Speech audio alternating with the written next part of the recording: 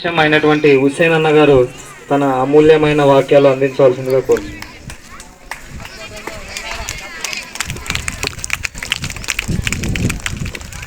వేదిక మీద ఆశీనులైనటువంటి గౌరవనీయులు గ్రామ పెద్దలు సర్పంచ్ గారు మల్లికార్జున అన్న గారికి, పాఠశాల చైర్మన్ నాగులన్న గారికి, గ్రామ పెద్దలు అయ్యప్పన్న గారికి, వీరయ్యన్న గారికి, మరి అనేక మంది దేశభక్తితో మన పాఠశాల దగ్గరికి వచ్చినటువంటి గ్రామ ప్రజలు, విద్యార్థుల తల్లిదండ్రులు, స్వామి మాల వేసిన ఇక్కడ దేశభక్తితో జెండా ఎగరవేయడం చూడడం కోసం వచ్చినటువంటి స్వాములకు ప్రత్యేకమైన నమస్కారాలు. స్వామి, ఇక్కడికి అక్కడ యువకులు కూడా చాలా మంది వచ్చినారు, చాలా సంతోషం బ్రదర్. స్వామి వివేకానంద ఒక మాట అన్నాడు, శక్తి కలిగిన ఒక 100 మంది యువకులను ఇస్తే నేను దేశాన్ని మారుస్తానని. అలాంటి యువకుల్లా నాకు మీరు కనిపిస్తూ ఉన్నారు. చాలా థ్యాంక్స్ ఫర్ కమింగ్ బ్రదర్.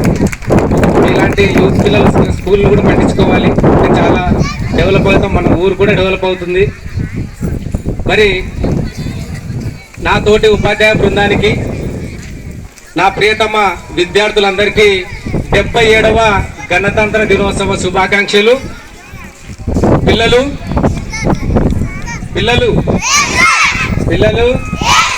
ఇక్కడ ఎగురుతున్న ఈ జెండా కేవలం పట్టముక్క కాదు, కొన్ని లక్షల మంది త్యాగంతో వాళ్ళ రక్తపు చుక్కలతో ఏర్పడినటువంటి స్వాతంత్రానికి ఒక సాక్ష్యం ఈ జెండా. ఈ జెండా కేవలం ఒక పట్టముక్క కాదు, ఈ జెండా మన ఆత్మగౌరవానికి గుర్తు, ఈ జెండా మన స్వరాజ్యానికి గుర్తు, ఈ జెండా మన గుండెల నిండా ఉండాలి. ఎప్పుడు మనం ఈ దేశభక్తితో మన భారతదేశాన్ని డెవలప్ చేసుకోవాలి. మనందరికీ తెలుసు, మనకి స్వాతంత్రం 1947 ఆగస్టు 15 వచ్చింది. కానీ అప్పటికి మన సొంత చట్టము, రాజ్యాంగం లేదు. రాజ్యాంగం అమలులోకి ఎప్పుడు వచ్చిందంటే 1950 జనవరి 26న అమల్లోకి వచ్చింది. రాజ్యాంగం అమలులోకి రావడం వల్ల ఆ రోజున మనము గణతంత్ర దినోత్సవంగా జరుపుకుంటాం. అంటే మన దేశంలో ఇంకా రాజులు లేరు, మన దేశం మీద ఎవరు రాజమాయి చేయడానికి కూడా వీలు లేదు. వేరే ఏ దేశమైనా, ఎంత పెద్ద దేశమైనా మన దేశంలో, మన దేశ ఆంతరిక విషయాల్లో వేలు పెట్టడానికి లేదు. అలాంటి సార్వభౌమ సర్వసత్వాక లౌకిక ప్రజాస్వామ్య గణతంత్ర రాజ్యంగా మన దేశము తయారైన రోజు, మనమంతా భారతీయులుగా మన మనసు ఉప్పొంగాల్సినటువంటి, గర్వపడాల్సినటువంటి గొప్ప రోజు ఈ జనవరి 26 రిపబ్లిక్ డే. మరి మన రాజ్యాంగ గొప్పతనం ఏంటంటే, ఇక్కడ ఉన్నటువంటి మహానుభావులు మీకు తెలుసు, పేరు బాబాసాహెబ్ అంబేద్కర్ గారు. డాక్టర్ బిఆర్ అంబేద్కర్ గారి నేతృత్వంలో రూపొందించినటువంటి రాజ్యాంగం ప్రపంచంలోనే అతిపెద్ద లిఖిత రాజ్యాంగం ఏదంటే మన భారతదేశ రాజ్యాంగం. ప్రపంచంలోనే అతిపెద్ద లిఖిత రాజ్యాంగం మన రాజ్యాంగం. మరి ఈ రాజ్యాంగం కేవలం పుస్తకం మాత్రమే కాదు, అది ఒక కాగితం ముక్క కాదు. మన దేశ ప్రజలందరికీ స్వేచ్ఛను, సమానత్వాన్ని, న్యాయాన్ని ప్రతి ఒక్కరికి సర్వసమానంగా, కులము, మతము, వర్గము, లింగము ఎటువంటి భేదం లేకుండా సమాన అవకాశాలను, సమాన హక్కులను ప్రసాదించినటువంటి మహోన్నత గ్రంథమే ఈ రాజ్యాంగం. మరి ఇలాంటి రాజ్యాంగం అమల్లోకి వచ్చినందుకు ఈరోజు మనము ఈ రిపబ్లిక్ డేను జరుపుకుంటున్నాం. మరి రిపబ్లిక్ డే రాజ్యాంగం అమల్లోకి వచ్చినందుకు చేసుకుంటున్నాం కదా. ఈ రాజ్యాంగం హక్కులనే కాదు, చాలా బాధ్యతలు కూడా పెట్టింది. మరి బాధ్యతలు ఏంటి సార్ అంటే, పిల్లలుగా మీ బాధ్యత ఏంటంటే చక్కగా చదువుకోవడం, పెద్దలను గౌరవించడం, సమాజాన్ని గౌరవించడం, పరిసరాలను పరిశుభ్రంగా పెట్టుకోవడం, ఇదే మీ బాధ్యత. తల్లిదండ్రులుగా మన బాధ్యత ఏంటంటే పిల్లల్ని సక్రమంగా బడికి పంపడం, వాళ్ళు చదువుకుంటున్నారా లేదా అని చూసుకోవడం, వాళ్ళకి సంస్కారం నేర్పడం.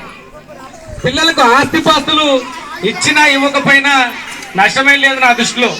చదువు సంస్కారం ఇవ్వలేదంటే చాలా నష్టం.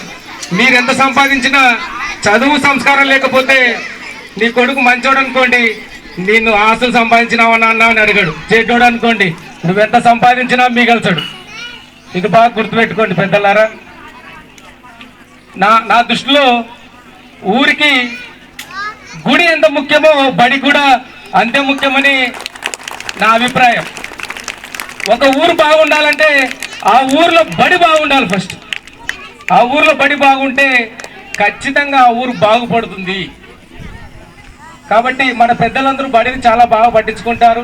చాలా మంచి మంచి వ్యక్తులు ఉన్నారు ఆలబండ గ్రామంలో. మరి మేము కూడా చాలామంది స్టాఫ్ వచ్చినాము.